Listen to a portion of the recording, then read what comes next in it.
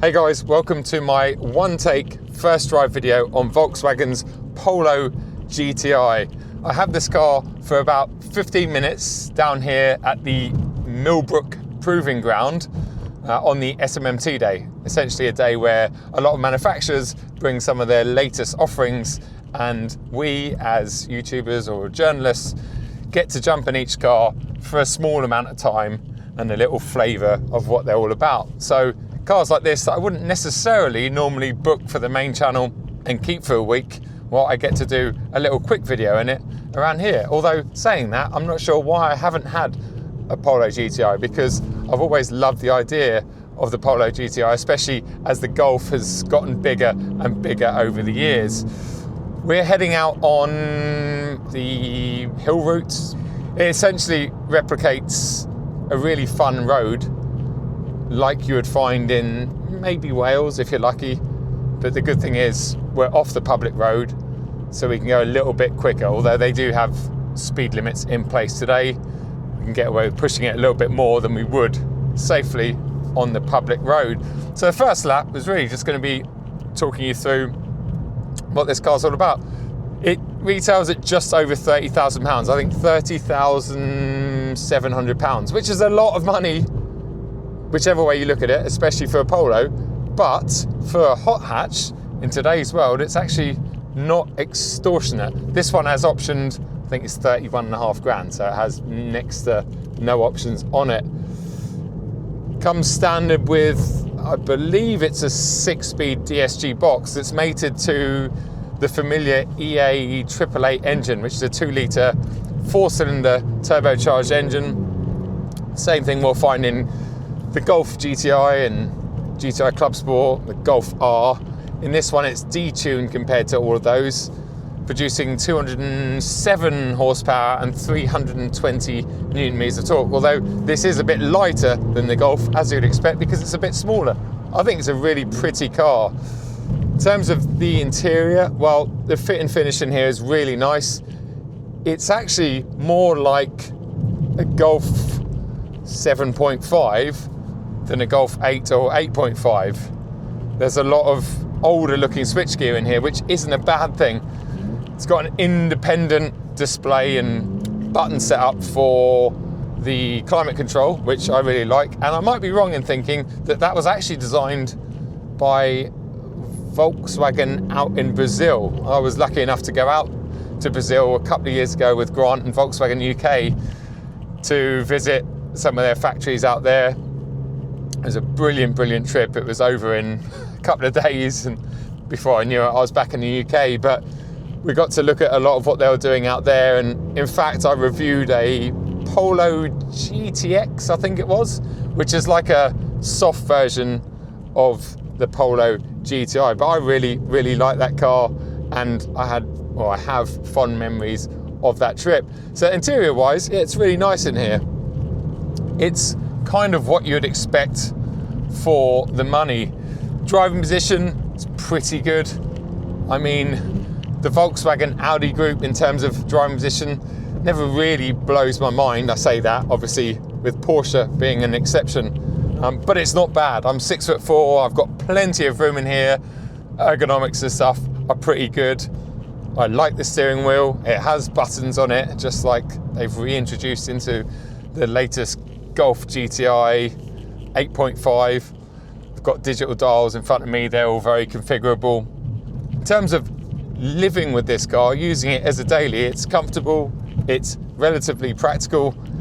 I actually just got out of Mini's latest John Cooper Works. Obviously that's a 2-door Mini. It is smaller, a bit shorter, and you'd struggle to get larger adults in the back, whereas this car, well, it's definitely more spacious back there. It's got a bigger boot.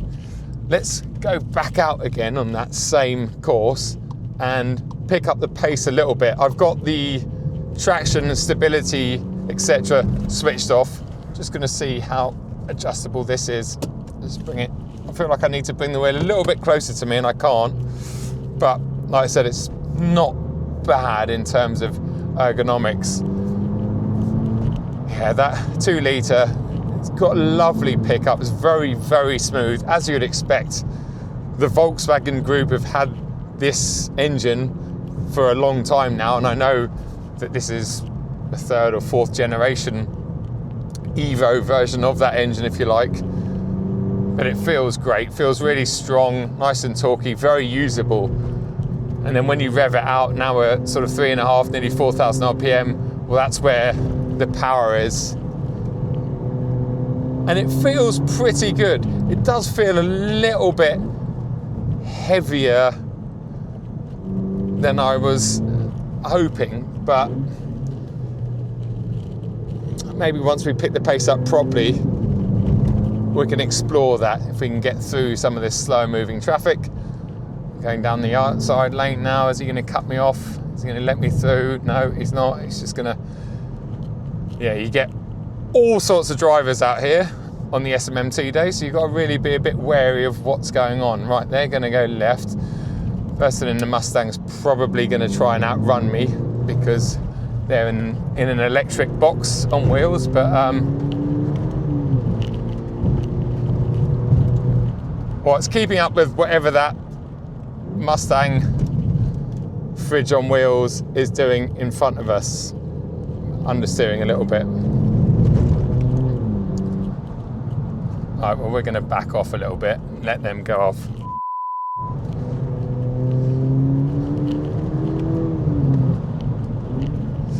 Well, the gearbox is lovely.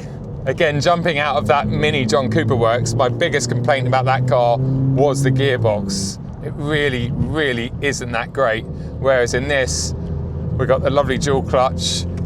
It gives me a gear when I ask for it. It gives it to me very quickly.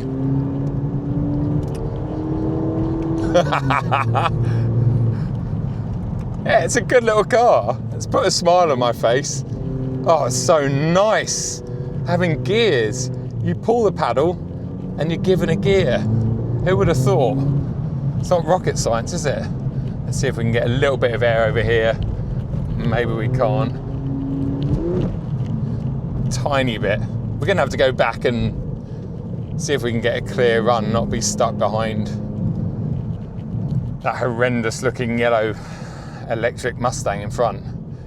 It rides okay. I don't think this has dynamic chassis control, or DCC as Volkswagen call it. I couldn't find any adjustment in there, but I'm sure that's probably an option and something I would always suggest that's worthwhile getting for UK customers, because our roads, well, they're not the best, are they? So if you're getting something a bit sportier like the Polo GTI, the spring rate's going to be a bit stiffer, and if you can get adaptive or adjustable suspension, then everyone's in for a win. All right, we're going to be stuck behind this thing again, aren't we? Let's let that go. Let's let them go. Right, let's approach this lap nice and slow so we hopefully have a bit of a clear run, because I actually want to get into a bit of a rhythm with this car and see what it's like when I start pushing it a little bit. We are quite restricted out here, but at the same time, we're off the public road, and I think it's a good place to see what this car is like when you do start pushing it on, because I think anyone looking at buying a Polo GTI is going to be a vaguely punchy person expecting something that is relatively fun. So let's go into second, put our foot down. Tiny bit of torque steer there. No need to rev it above 6,000, although the red line is about 6.5, but I always find with the EA 888, once you get up near the red line, it's good to short shift because you've got that lovely mid-range torque. Gonna get yellow flag here, having too much fun flag. The gearbox is a big highlight for me, especially after getting out of that Mini where just didn't want to give you a gear, especially when you're going back down the box. Just off the brake through here, just let it flow. It's really nice. Steering feel is very good for a modern car. Really nice. There's a tank down there. There's a tank, I love it. Yeah, really good. I think the highlights are gearbox and steering feel. The 2 litre lump almost feels like it doesn't have enough power to make this exciting, which is bizarre, because you'd think 207 horsepower and 320 newton meters would be enough, but it just feels like it could do with an extra 25-30 horsepower. The chassis certainly could cope with it, and I think the weight of whatever this is today, I'm guessing it's probably 1,500 kilos. It needs more than 207 horsepower to give it that excitement. Right, let's head off.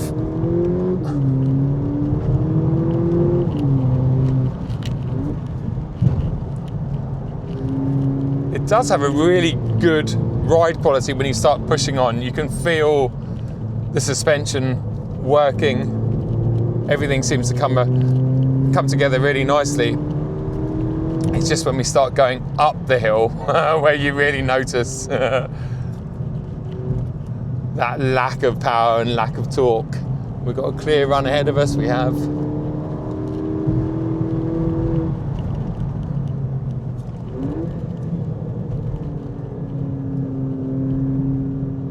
Now, of course, this time we're going to have to try and get some air. Come into here at third. There we go, and here we go, we're going to launch it. Yes, we're going to get a yellow flag for that, for sure. Yellow flag, thank you, mate. I shouldn't be upsetting the marshals because they do a fantastic job down here, but that wasn't reckless driving, it was just a bit of fun. I think what we need to do now is take it for a quick lap around the high-speed bowl that they have here, because we're legally allowed to do 100 miles an hour, which is always a good test for a car where we can sit at 70 or 80 motorway speeds, see what it's like at those speeds in terms of wind noise, tyre roar, etc., and then see what it sits like at 100 miles an hour, because some smaller cars, when you get them up to those bigger speeds, well, you do get a lot of wind noise and a lot of everything else. Look at that. That is, wow. Right, heading out to the high-speed bowl. This is a pretty cool feature and facility that they have down here at the Millbrook Proving Ground. And we're allowed to go to the fourth lane. In fact, we need to be in the fourth lane when we're doing 100 miles an hour. So I'm not being a middle lane or outside lane hogger here. This is what we have to do. Oh, it's a 7-speed DSG. I said 6-speed earlier on, 7-speed. So that's the full fat DSG box that you get in the Golf GTI, I believe. Should be the same thing. You used to get 6-speed boxes in the Polos, I'm sure. But anyway, that's 100 miles an hour. There is some wind noise. You're going to expect that, but it's not bad. Not bad by any stretch of the imagination. No tyre roar. All feels pretty relaxed. Let's drop down into this third lane now. Bring the speed back down to 80 miles an hour. I mean, it's not a perfect surface. It's actually very similar to what we have on the M25 around the south, where it's like concrete blocks. But yeah, 80 miles an hour, it's very relaxed. We'll drop it down one more lane and bring the speed down to about 70. Yeah, very, very chill. At 70 miles an hour, very chill. Yeah. Right, let's come into the inside lane. Bring the speed right down to about 30 miles an hour. 30 miles an hour feels like you could get out and run after you've been doing 100 miles an hour. And that's exaggerated when you've been on the Autobahn at 200 miles an hour, as you can imagine. So bring it down into second gear, 30 miles an hour, foot on the floor. 40, 50, 60, 70, 80, oh, it changed for me, that's 90, and there is 100 miles an hour, and there's a little bit more. Yeah, it's quick enough. It's definitely not as quick as that John Cooper Works that had about 20 more horsepower, weighed a little bit less, and it felt noticeably quicker. I think also the DSG box, especially these latest iterations, They are very, very smooth, and sometimes that takes some of the speed sensation out of accelerating, if that makes any sense. Porsche, with their PDK, for whatever reason, that seems to still give you the sensation of accelerating in speed really well. Also probably because most Porsches have more than, all Porsches have more than 207 horsepower, but that PDK is just engineered brilliantly to be smooth, but yet give you some sort of engagement, whereas I think Volkswagen's DSG is almost too smooth for its own good. Great as your daily car and your normal A to B Golf, if you like, but when you put it in a GTI product, yeah, you just kind of lose some of that engagement. Would I like this to be a manual? Absolutely, that would be brilliant. I think you'd really, really benefit from a manual box in this car, but you can't get it in a manual. So yeah, so that's that. What's my verdict on this car? Well, I think for 30 grand, although as we did say, £30,000 is an awful lot of money, especially for something with a Polo badge on it. It's a great bit of kit. Yes, it is a bit dated in here in places, but that's not a bad thing. There's nothing in here that annoys me. There's no haptic buttons on the wheel, and everything else seems to work pretty well, at least from my first experience in here. The seats, we haven't talked about them. Well, they've got a lovely bit of GTI tartan down the inside of them. They're very comfortable. I like cloth seats. I definitely prefer cloth seats over, let's say, fake leather seats or vegan seats or whatever garbage these manufacturers are coming up with these days. There's a lot of plastic, looking over there, a lot of plastic on the door cards and on the B pillar and stuff, but I'm not offended by that because I'm in a Polo. I'm not in a Golf, I'm not in a Passat, I'm not in an A3 or something that's meant to be more premium. This is a Polo.